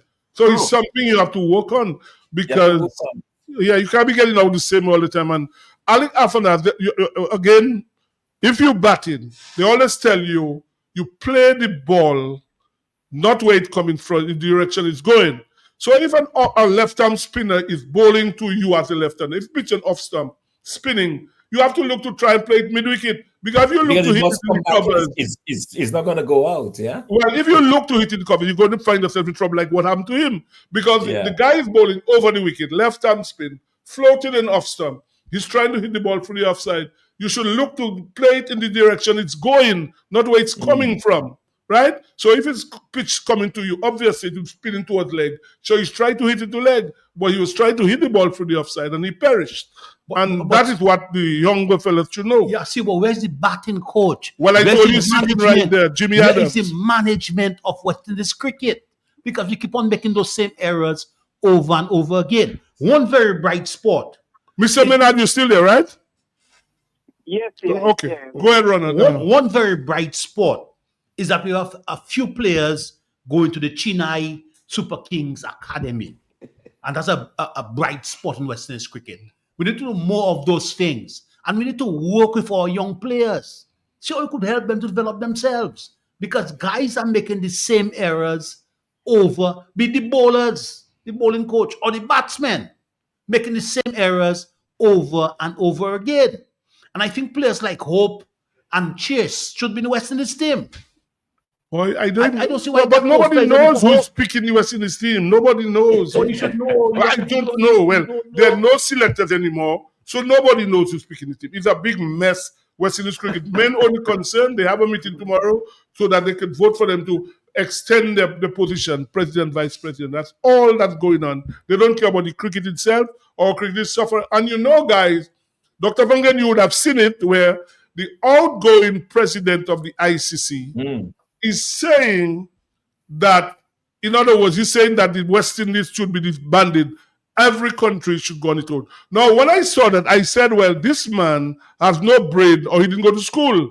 Because can you imagine Nevis playing on its own, Monstrat playing in Dominica? How is that going to happen? Further, when are they going to get the funds? It seems what he was suggesting, and I was really surprised when I had to read the article twice because I couldn't believe this is the former head of the ICC making that recommendation. Right, but what exactly. he's saying is that the teams could play against each other. So Barbados, for example, could play against Netherlands. Or Dominica could play against, the lesser teams probably play against, Kenya or something, and then have these elite few teams, But it is really an indictment on West Indies cricket that somebody like that is calling for West Indies to be completely disbanded.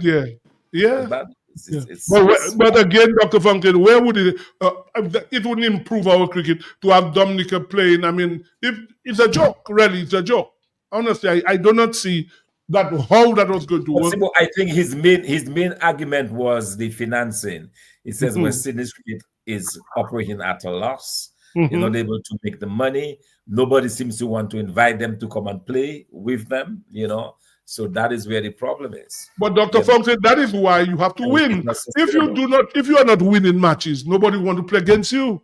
I mean, when Bangladesh can be beating you, we are now number 9, in the. By the way, that's what happened Bangladesh's first team. Exactly. They shut up their main players and they can beat us and humiliate us, really. So who will want to play us? Nobody want to play us because we can't beat anybody. Sebastian, you see, you are talking about Lander, Dr. Fountain, and I've been saying so for the longest while. The mistake was made from day one when we refused to utilize the services of our past players. Look at India. Look at India coaching staff. They're better, now their best players, all right, are involved in bowling, in batting, in fielding. All right, that is why they're going now. We never utilize Haynes Greenwich. All right. Look at what you have done. We neglected those past players. That was happening to us right now. Anyway, Mr. Menard, your final word, because we have come to the end of the program. Anything you want to say? I'm sure you're going to watch. Are you going to watch cricket on Sunday? Pardon? Are you going to watch cricket on Sunday? Because West Indies are playing Bangladesh. The first ODI is on Sunday at 9:30. Are you going to be watching that?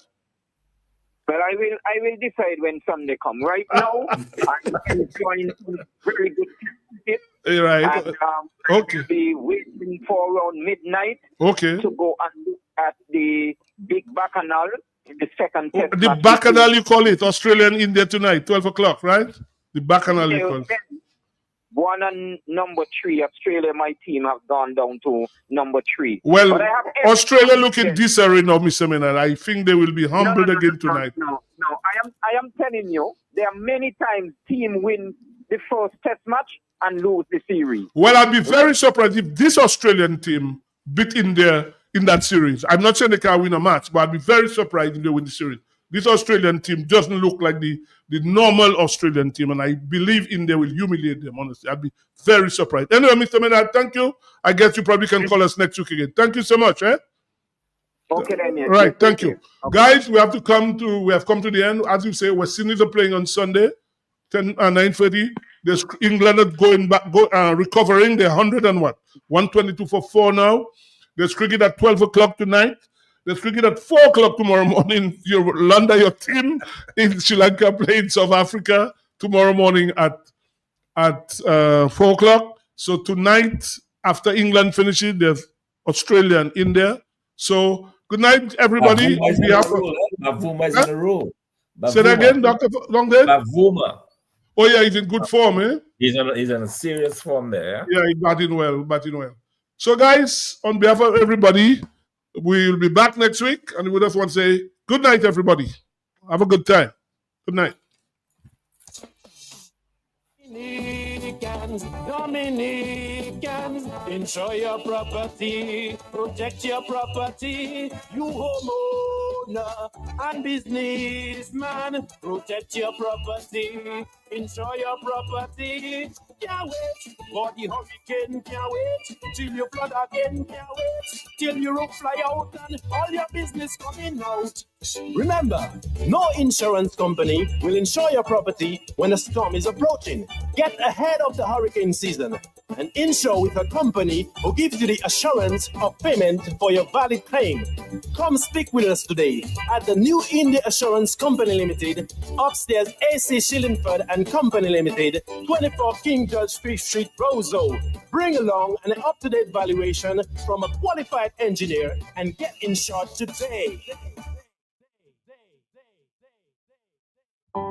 Looking for a quiet, relaxing place to stay? Call Porter's Place Guest House. Leaving the office late and need somewhere close to town? Call Porter's Place Guest House.